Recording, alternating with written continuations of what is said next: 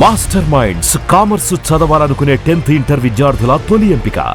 నమస్కారం, welcome to Suman TV. నేను Gitanjali. June 25వ తారీఖున జ్యేష్ఠ అమావాస్య.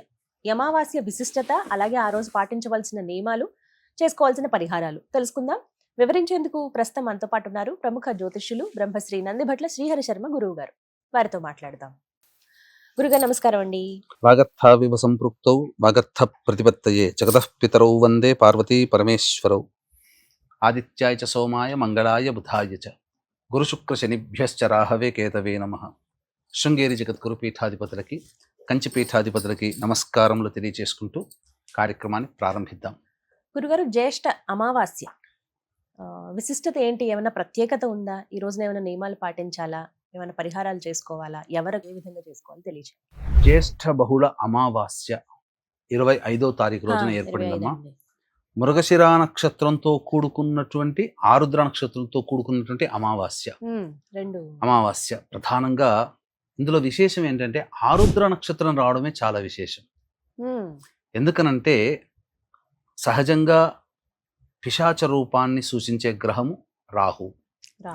ఈ రాహుకి చెప్పబడినటువంటి నక్షత్రములు ఏంటి? ఆరుద్ర, స్వాతి, శతభిషం. సో పిశాచ రూపం అంటే అర్థం ఏంటంటేనమ్మా, అంటే మరణించినటువంటి వ్యక్తి యొక్క ఆత్మ చక్కగా దివ్యలోకానికి చేరుకొని నరకమో స్వర్గమో ఏదో ఒకటి అనుభవించి మళ్ళీ జన్మెత్తాలి.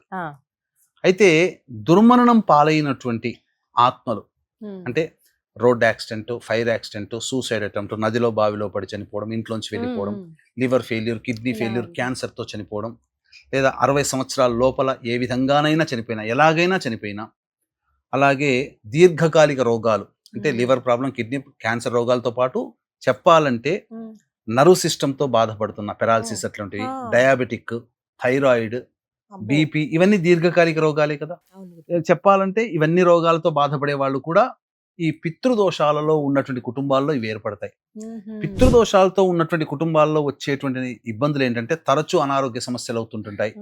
ఆడపిల్లలే ఉంటారు కుటుంబంలో, మళ్ళీ ఇంటర్ కాస్ట్ రిలీజియన్ మ్యారేజ్లు అవుతుంటాయి, కుటుంబ సభ్యుల మధ్య అవగాహన ఉండదు, కుటుంబ వ్యక్తులు మద్యం, మత్తు పదార్థాల వంటికి లోనైపోతుంటారు, జైలు పాలు అవుతుంటుంటారు, డైవోర్సులు జరుగుతుంటుంటాయి, వ్యాపారంలో నష్టం వస్తూ ఉంటుంది.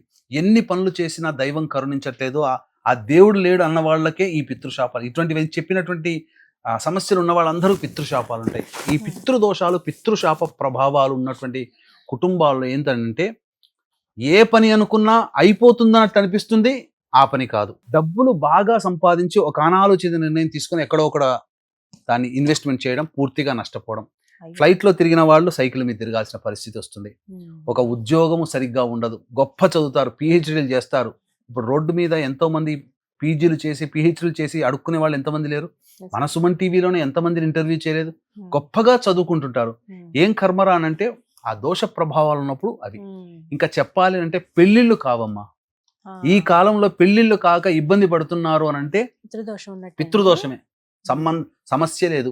1కి 4-5 పెళ్లిళ్ళు అవుతున్నా సంతానం కలగకపోయినా పితృశాపమే. ఇక తల్లిదండ్రుల మాట పిల్లలు వినట్లేదు, చెడ్డదారిలో పోతున్నారంటే పితృశాపాలు ఉంటేనే.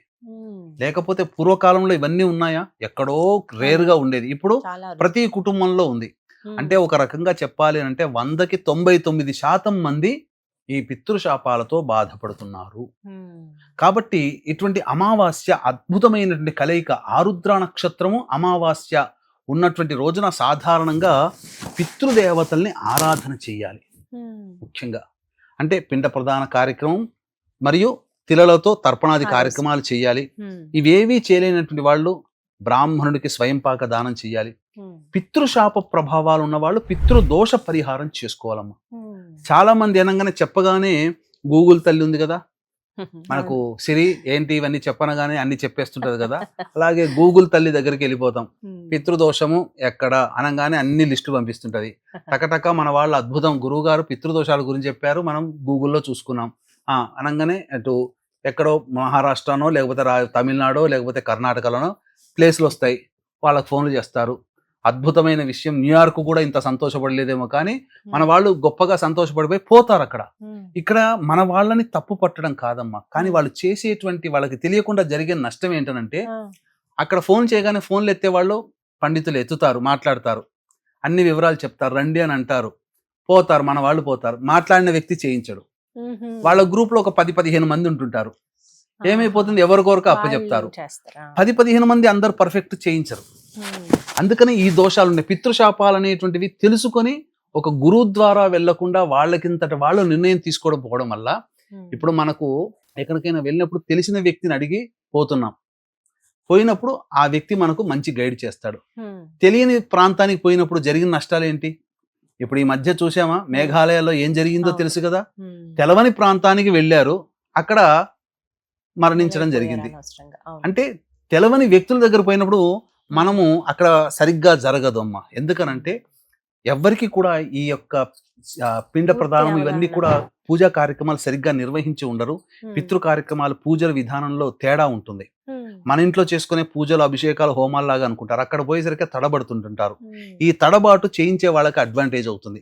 అందుకని ఏం చేస్తారు, యజ్ఞోపవీతం ఉన్నటువంటి వాళ్ళకేమో శాస్త్రోక్తముగా, యజ్ఞోపవీత ధారణ లేని వాళ్ళకి పురాణోక్తంగా చేసి పంపిస్తున్నారు. తూతూ మంత్రంగా గంట. మరీ ఈ మధ్య అయితే ఇక్కడ నుంచి పులోమని బస్సుల్లో వేసుకోబోతున్నారు, 100 మందిని ఒకేసారి వేసుకోబోతున్నారు. తర్వాత ఏం జరుగుతుంది, గంటలో 45 నిమిషాల్లో పూర్తి కానిరా అని చెప్పి హింటించేసేస్తారు. అక్కడ 45 నిమిషాల్లో పూజ పూర్తి చేస్తున్నారు. ఇది జరుగుతుంది అక్కడ తంతు. కాబట్టి అలాంటిది కాకుండా ఈ పితృదోష పరిహారం 4 గంటలు పడుతుంది.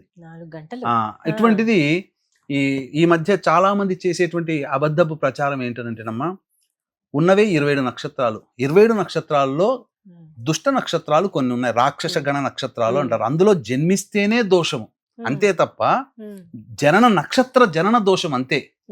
కానీ ఏకరు పెట్టేస్తారా, ఆకారం నుంచి ఆ ఈ అన్నట్టుగా లెక్క పెట్టి ఆహా వరకు చదువుకుంటూ పోతారు కదమ్మా. అట్లా 19 ఉన్నవి 27 నక్షత్రాల్లో 19 నక్షత్రాలు ఏదో పాట పాడినట్టు చదువుకుంటూ పోయి ఆ 19 నక్షత్రాల్లో పుడితే పితృదోషం అంటున్నారు. ఇది ఎక్కడా శాస్త్రంలో లేదు. ఇటువంటివన్నీ కూడాను జనాలు తెలియక మాకంటే మాకుంది అనుకుని పోయి చేసుకుంటున్నారు. తద్వారా ఏమంటారు, తలకాయ నొప్పి లేస్తే మోకాలికి మందు రాసినట్టుగా ఉంటుంది. కాబట్టి అటువంటివి చేయకూడదమ్మా. కాబట్టి డైరెక్ట్ గా వెళ్ళి చేసుకోవడం కంటే కూడా ఒక గురువు ద్వారా వెళ్ళడం అనేటువంటిది సహేతుకం. ఏమవుతుంది, పెద్ద తేడా ఏమీ రాదు, 1000-2000 తేడా ఉంటుంది అంతే. స్వయంగా వెళ్ళినా గురువు ద్వారా వెళ్ళినా ఒక 1000-2000 తేడా ఉంటుంది అంతే తప్ప పెద్ద మార్పు అంటూ ఏమీ ఉండదు. కానీ మీకు ఎటువంటి అంటే ఆ 1000-2000 కోసం మొహం చూసుకుంటే రేపు పొద్దున ఏమవుతుందంటే సరిగ్గా చేయించకపోవడం వల్ల ఫలితం రాదు. ఇంత చేసి బాధపడాల్సి వస్తుంది ఫలితం లేకుండా. కాబట్టి వీక్షించేటువంటి ప్రేక్షకులు చక్కగా ఇటువంటి పితృదోష కార్యక్రమం మన పీఠం ఆధ్వర్యంలో ప్రతి నెల జరుగుతుంది. అలాగే ఈ యొక్క జ్యేష్ఠ బహుళ అమావాస్య 25వ తారీఖు రోజున మన పీఠం ఆధ్వర్యంలో జరుగుతుంది. అవకాశం ఉన్న వాళ్ళు కార్యక్రమ తదనంతరం కాంటాక్ట్ చేసి పూర్తి వివరాలు తెలుసుకోవచ్చు. 24వ తారీఖు రోజున బయలుదేరుతున్నాం. 25వ తారీఖు రోజున ఈ కార్యక్రమం జరిపిస్తున్నాం. ఆరుద్ర నక్షత్రం ఉన్నప్పుడే చేయించడం జరుగుతుంది. ఆరుద్ర నక్షత్రం ఉన్నప్పుడే చేసుకోవాలి. ఎందుకు అనంటే చాలా విశేషం. ఎందుకంటే ఆ యొక్క పితృ మారకత్వాన్ని, పిశాచత్వాన్ని సూచించేవాడు రాహు. అటువంటి రాహు నక్షత్రం ఆరుద్ర నక్షత్రం. పైగా ఆరుద్ర నక్షత్రము గురువు బుధులతో కలిసి ఉంటుంది ఆ రోజున. కాబట్టి నరకలోకంలో బాధలు పడుతున్నటువంటి ఈ పితృశాపాలకు గురైనటువంటి ఆత్మలకి విముక్తి కలుగుతుంది. సింపుల్ గా ఎందుకు చేసుకోమంటారనంటే చనిపోయినటువంటి వాళ్ళ యొక్క ఆత్మ మోక్షాన్ని పొందకుండా, వాళ్ళ డెస్టినీ వాళ్ళు వెళ్ళకుండా ఏమవుతుందంటే ఒక రకమైనటువంటి బాధను అనుభవిస్తుంది. అది నరకయాతన అంటారు. నన్ను ఎవరైనా మీ వాళ్ళ వంశంలో వాళ్ళకి తెలియజేస్తుంది. ఆ తెలియజేసే క్రమమే ఈ యొక్క కష్టాలు నష్టాలు అనేటువంటివి. ఇప్పుడు ఎందుకు మనకు కష్టాలు పడుతున్నాం రా అంటే దీనికి కారణం ఈ పితృశాపాలు. కాబట్టి ప్రతి ఒక్క కుటుంబంలో ఈ యొక్క పితృదోషాలు ఉన్నాయమ్మా. కాబట్టి ఖచ్చితంగా చేసుకోవాల్సిందే. మారు బలులు కోరుకుంటాయి. ఒకసారి జరిగింది మళ్ళీ ఇంకొక మారు బలులు జరుగుతుంది. కాబట్టి అవకాశం ఉన్న వాళ్ళు చక్కగా ఈ యొక్క కార్యక్రమంలో 24వ తారీఖు రోజున బయలుదేరుతున్నాం. 25వ తారీఖు రోజున కార్యక్రమం జరిపించుకొని మళ్ళీ 26 ఉదయం కల్లా వచ్చేస్తాం. కానీ ఎట్టి పరిస్థితుల్లో కూడా ఇప్పుడు చెప్పినటువంటి కొన్ని 19 నక్షత్రాలు చెబుతుంటుంటారు. ఆ నక్షత్రాలు పుడితే పితృశాపము కాదండి. ఉన్న 27 నక్షత్రాల్లో 11 నక్షత్రాలు పుడితే నక్షత్ర జనన దోషము. అసలు పితృశాపం అంటే ఇంతకుముందు చెప్పినటువంటి లక్షణాలన్నీ మీ కుటుంబంలో ఉంటేనే పితృదోషము తప్ప నక్షత్రంలో పుడితే పితృదోషము అది శాస్త్రము కాదు. అది అటువంటి దాన్ని మీరు గ్రహించకండి అని చెప్పవచ్చు. ధన్యవాదాలు. సర్వం శ్రీ ఉమామహేశ్వర పరబ్రహ్మార్పణమస్తు.